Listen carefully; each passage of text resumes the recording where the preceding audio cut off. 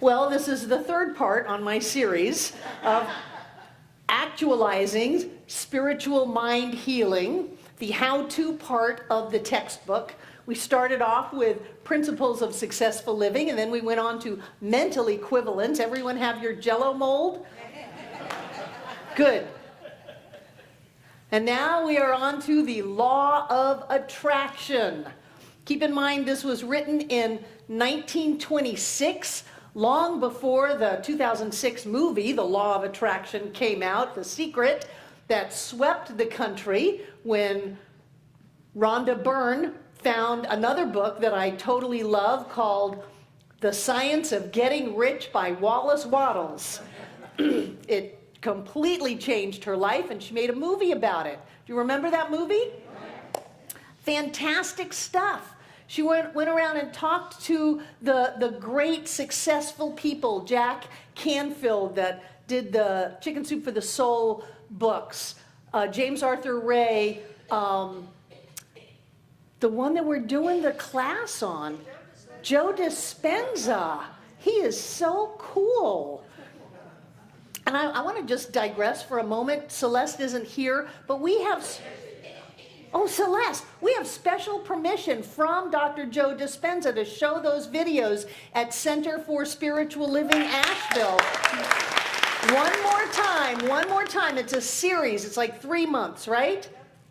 23 hours. 23 hours, and he gave that to us because he knows that we're cool. He knows that we are the happening place, that we are the light in the world.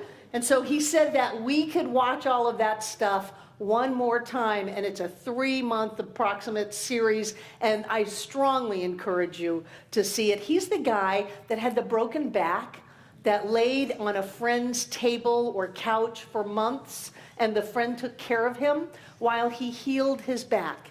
And he's the one that said, if you remember the movie, that he always asks for a sign in the morning, a sign that will come during the day that will remind him that Spirit is right there with him, and he would like it to come as a surprise. Isn't that wonderful?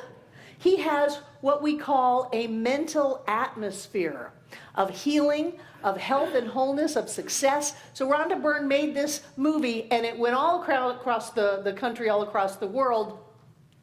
And I was always standing here going, you know, we had this back in 1926. This is not news to us, but it is big news for many, many people, and we're going to revisit it today. The law of attraction. Now, if you have been in my classes, you know that occasionally I will say we don't really attract anything to us.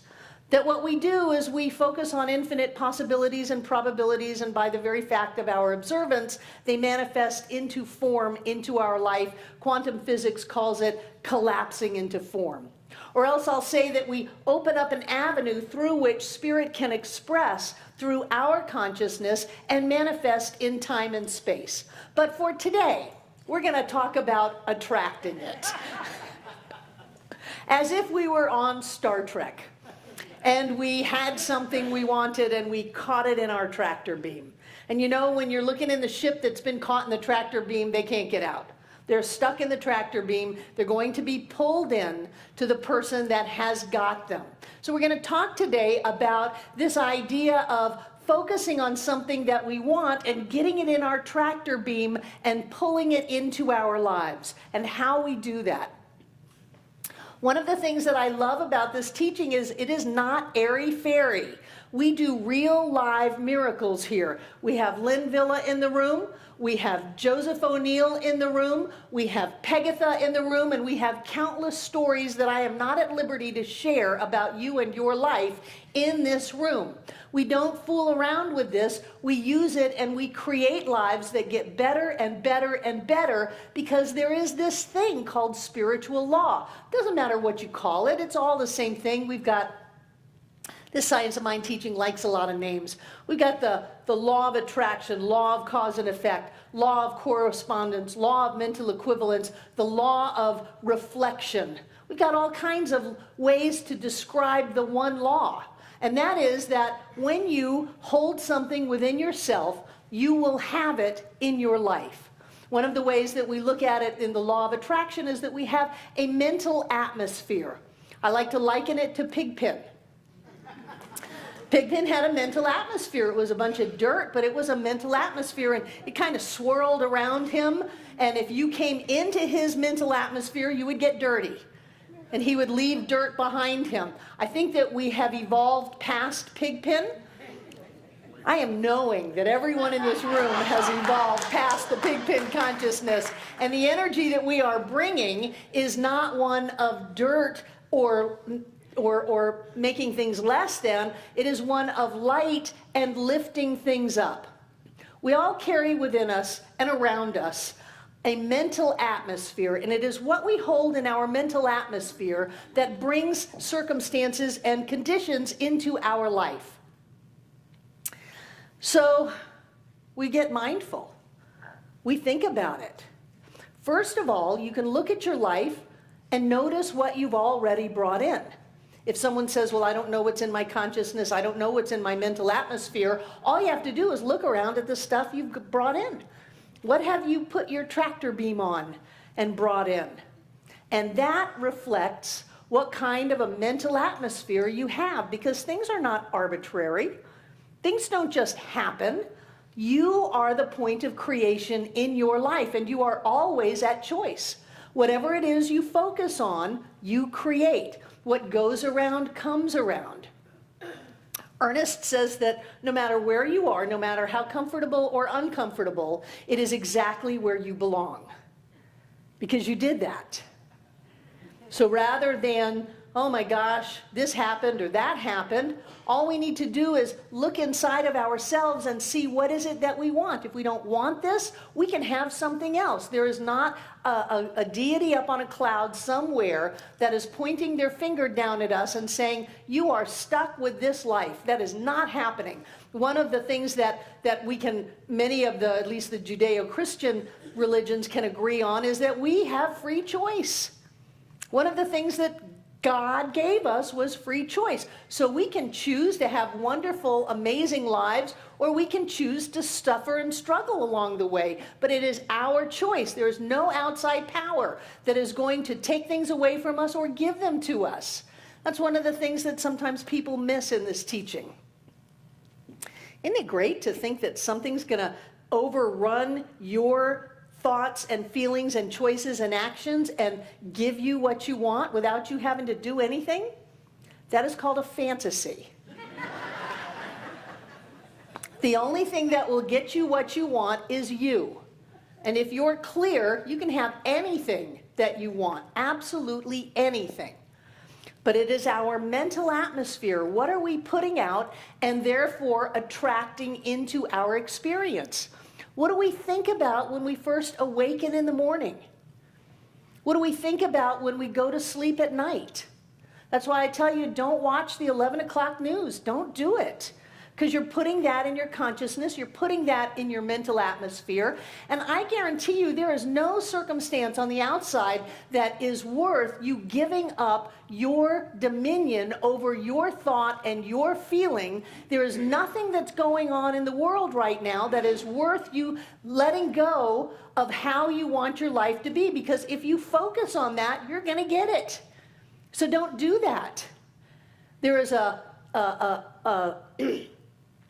there's a mandate for us to love everybody. And this gets me in hot water. Boy, I get in some hot water with my peers because they want to say, well, I can love everybody that I think is spiritual and holy, but the people that I don't think are spiritual and holy, then I can hate them and I can get away with it. And I tell you, you're not going to get away with anything.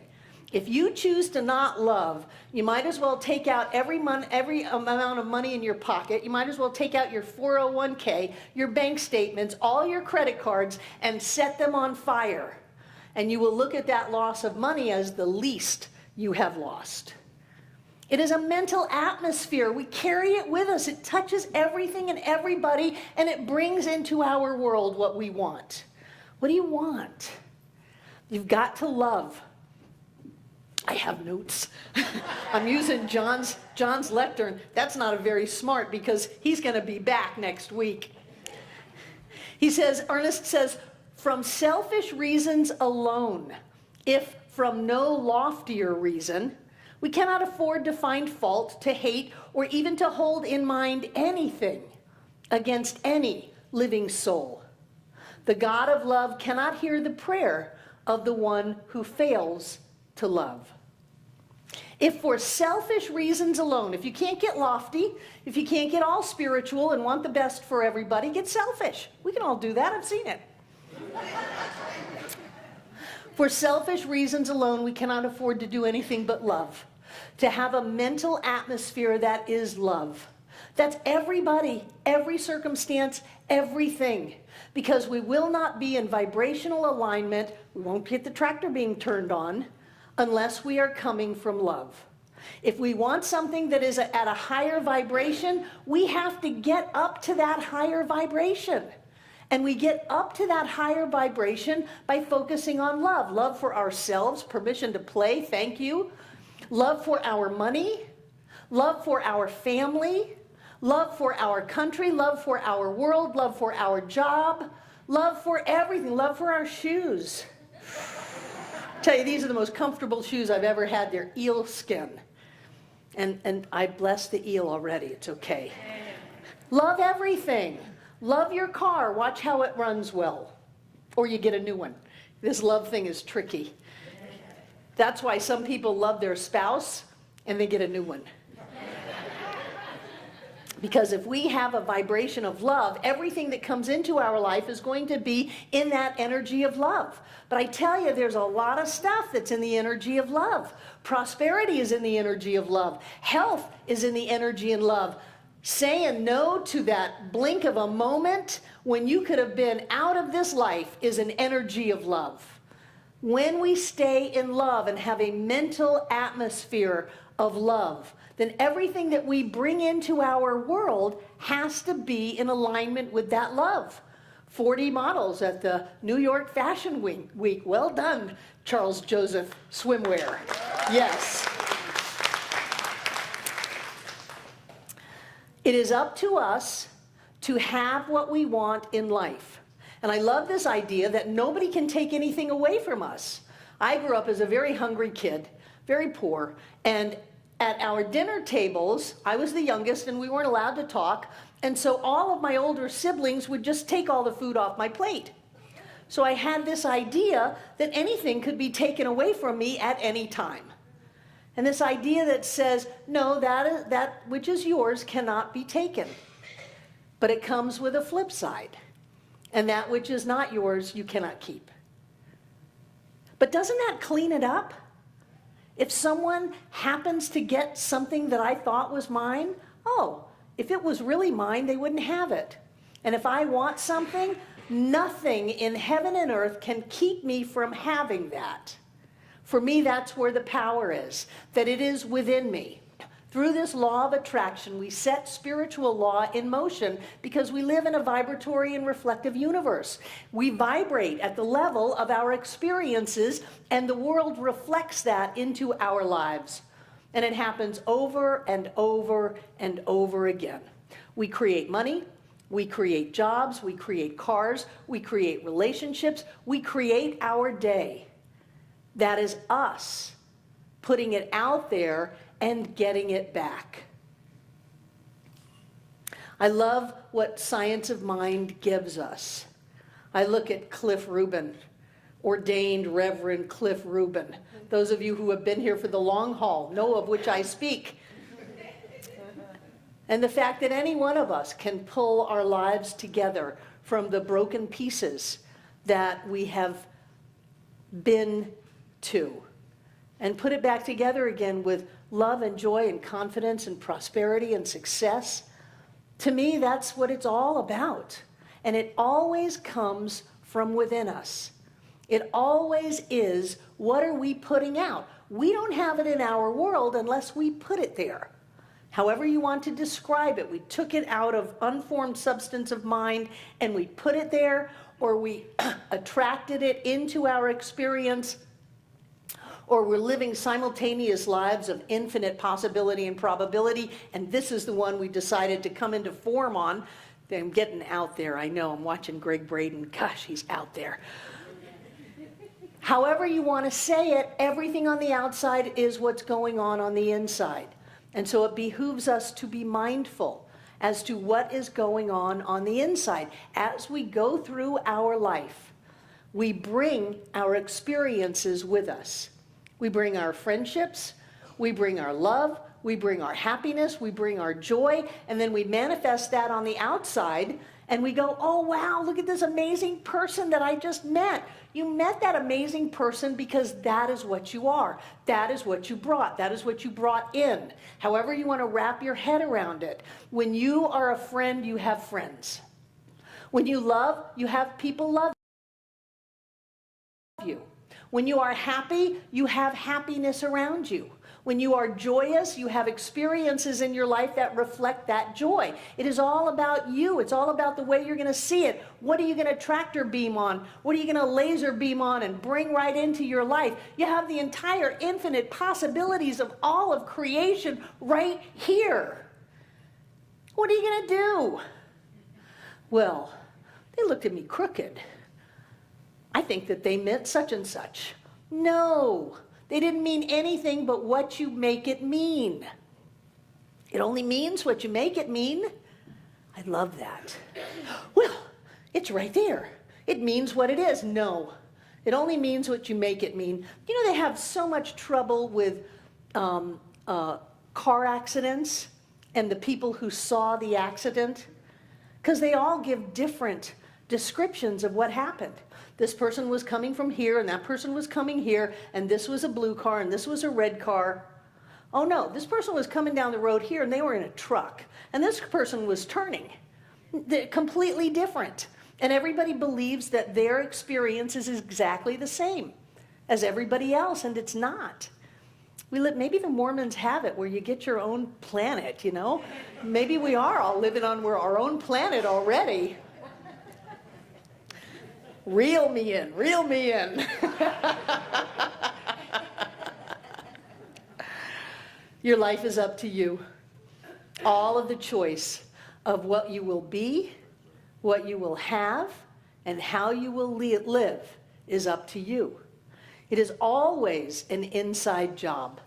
It is always about what we bring to our world that decides what you get. You know, if you bring the best of you, you're going to get the best. If you bring your highest, you're going to get the highest. If you choose to see the best in people, they will rise up to that occasion. Reminds me of the story about the teacher who was told that she was getting a very advanced kindergarten class. And another teacher was told that she was getting the worst, slowest kids that the school had ever gotten. And this turned out to be a psychological experiment. In reality, the teacher that was told she had the slow kids was getting the smartest kids in the school. And the teacher that was told that she had the smartest kids that the school had ever gotten got the slow kids.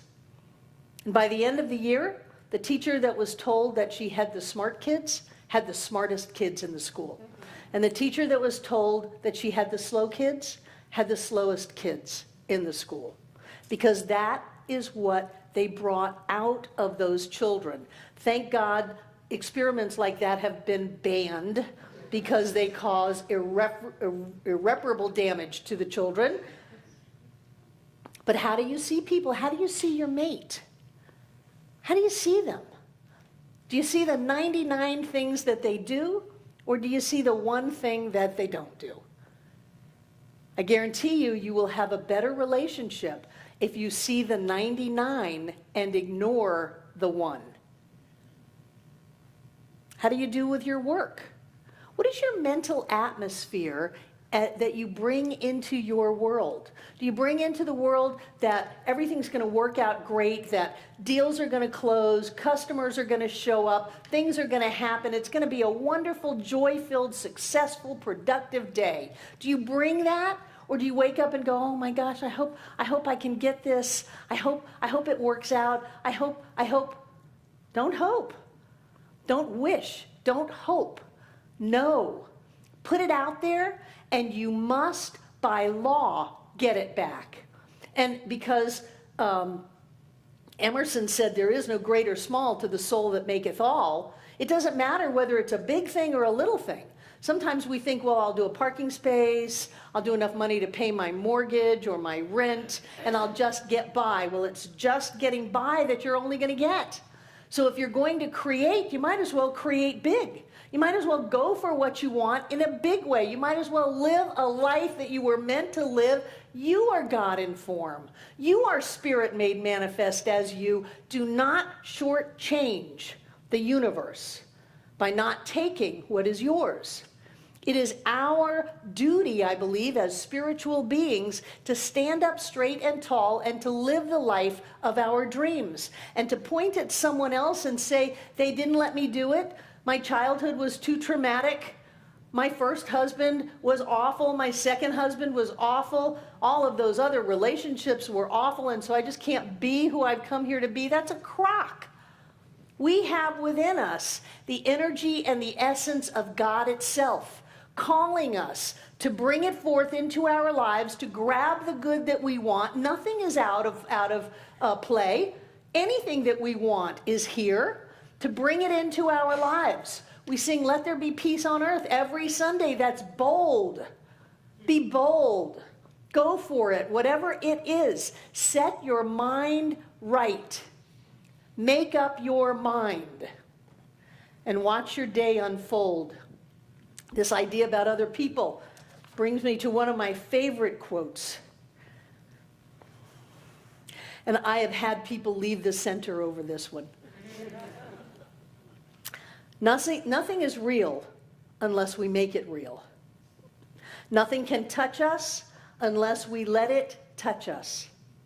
Refuse to have the feelings hurt. Refuse to receive anyone's criticism or condemnation.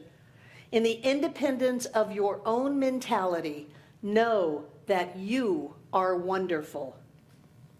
This is not conceit, it is the truth. What can be more wonderful than the manifestation of infinite mind? Nothing is real unless you make it real. Wow. You know, when it's coming at us from all directions, when it's on the news, when it's on Facebook, when people are talking about it, I'll grant you, it may be a little tricky at times to get our heads screwed on straight. But if you focus on it, you will bring it to life. You will give energy to it, and you will bring it in your home. It will lay down in bed with you, it will eat meals with you, and it will sit on the couch. It is your choice how you see the world. Again, we are bold. We believe that peace is available now. We believe that children can be fed, that we can be safe, that we can live in harmony with each other. We believe that. We believe that nature can be healthy and water clear. We believe that when we get our own head screwed on straight, then everything that we bring into our world is in alignment with that. I don't want to play small. I want to change the whole world. But I am never going to change the whole world if I think the way the world is thinking. It is our job to understand that our mental atmosphere, our thoughts, our feelings, and our choices in life determine what we get. And as we get clear, people around us get clear. And the more and more people that achieve clarity, the more the world changes. We say, change your thinking, change your life. I take it a step farther. Change your life and change the world. That is our task as spiritual beings along this spiritual path. It is nothing less than complete transformation of ourselves, of each other, and of our world. Thank you.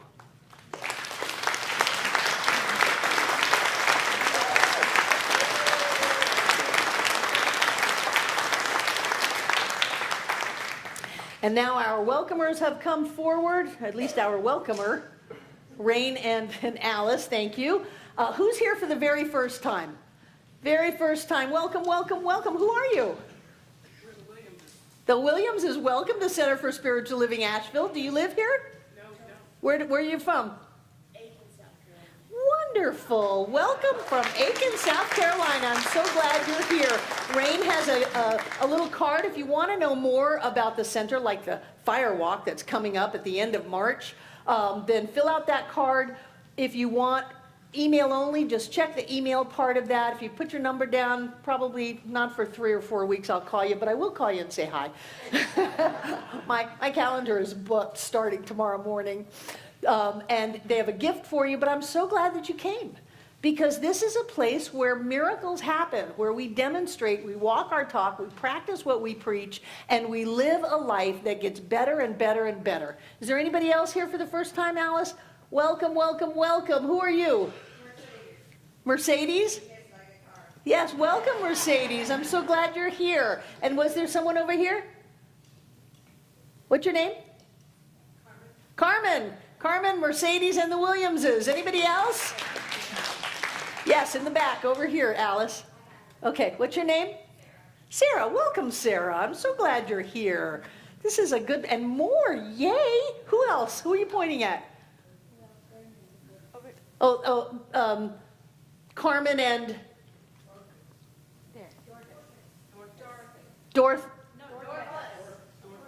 Dorthus. Welcome, welcome, welcome. As I butchered your name. Welcome, welcome, welcome. Come back next week if you want to be part of the party that is John Waterhouse coming home. And I will be at convention all week. And tune into those website links. They're really going to be wonderful to see that and to be a part of it. We have been on the end that hasn't had him. There's a whole world that got him.